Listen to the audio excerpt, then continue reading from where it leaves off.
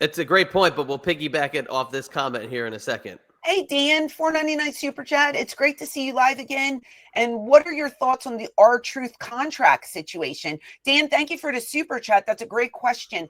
So I saw initially when Truth or Ron Killings did that tweet, I have been let, and it sounded such a like a robot. I have been let go by WWE.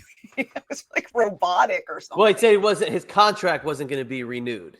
Okay, whatever it wasn't he that said, he was let go. It was his contract was not being renewed. Okay, whatever he had said sounded very robotical to me. Didn't sound right. But I said, well, maybe he's just upset. I don't know. Could this be a work? I don't know.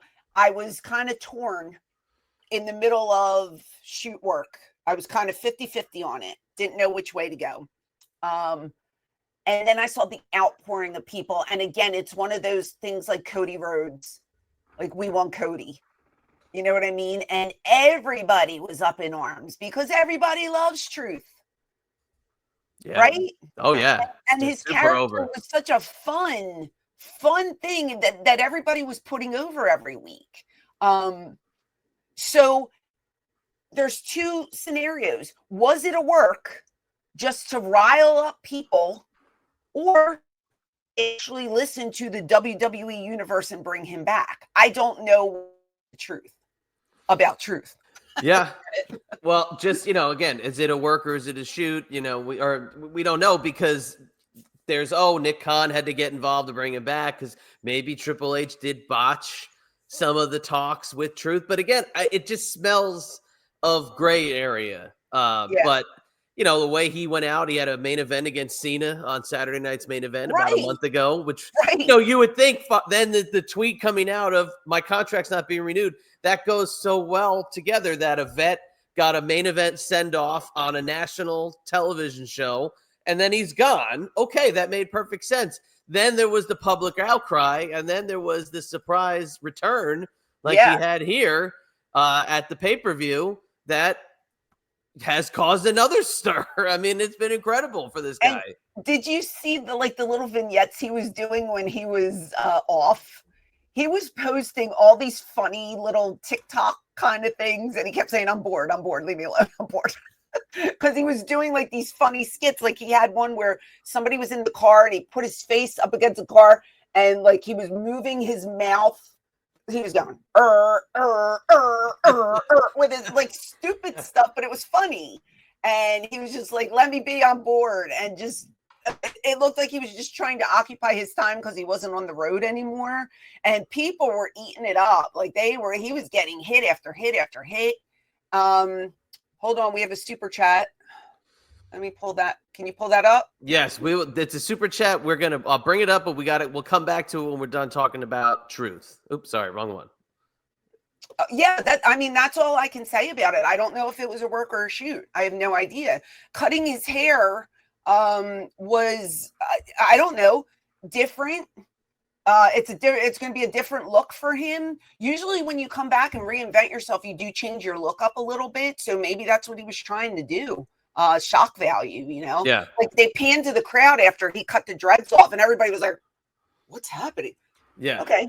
It wasn't life or death. He cut his hair. It's Ron Killing. It's a new look for him. And here's a fun fact. I worked with him as his manager for a weekend.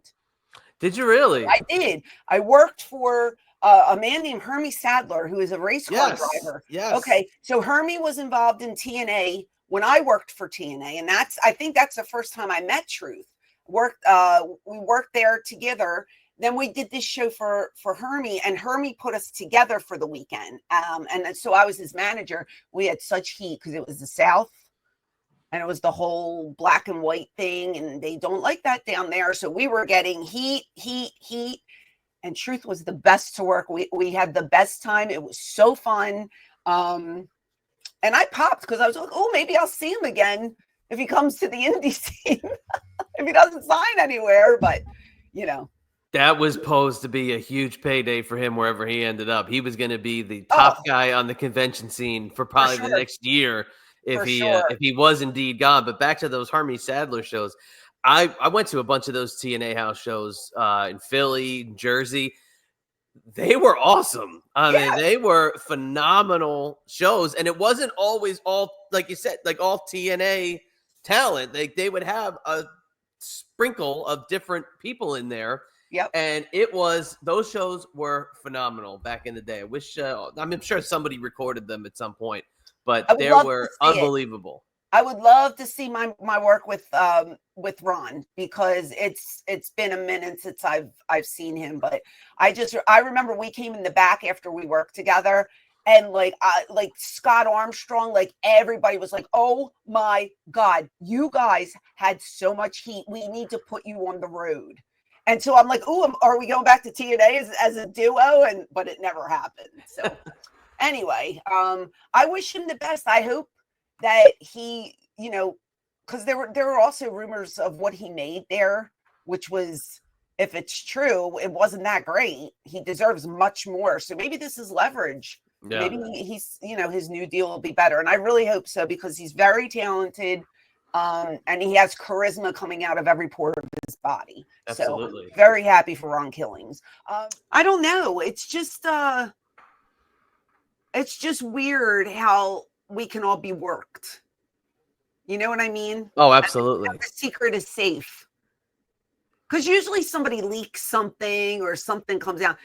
I'm in the dark about all this with Truth. Like, I don't know what the deal is. The only thing I hope for is that I hope he's getting a great deal and a great run. You know what I mean? Oh yeah, no, he's definitely gonna have another main event out of this. I mean, he's too hot right now that they wouldn't take advantage of this. Now they branched off Cena into another main event with CM Punk, so they're doing all the top guys with Cena while Cena's the champ.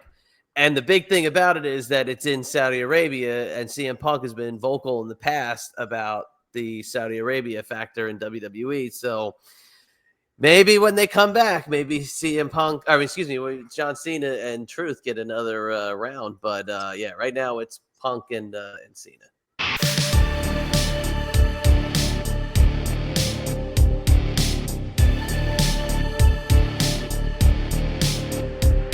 Hey there, it is the Queen of Extreme, Francine from ECW. Do you want to see more of me? Click over here to watch another video, or click over here to listen to my podcast. And as always,